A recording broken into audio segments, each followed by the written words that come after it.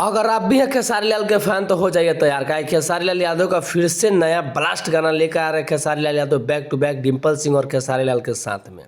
जिस गाने का टाइटल होगा मेहरारू से केहू ना जीतल बा, जिस गाने में दिखेंगे डिम्पल सिंह और back to back Annapurna films पे गाने का तैयारी भाई साहब शूटिंग इतना हाई लेवल से हो रहा है कि भोजपुरी इंडस्ट्री में पवन सिंह भी हो जाएंगे पीछे।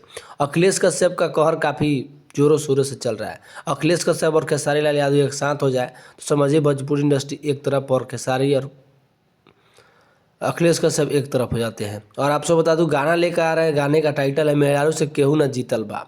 अखिलेश कश्यप का लिखा हुआ गाना और डिम्पल सिंह उसमें फिट का ही काम की है, तो समझिए खेसारी लाल यादव का और अखिलेश कश्यप का कहर कितना सुपरहिट और जोड़ी ब्लास्ट होता है आप लोग जान ही सकते हैं।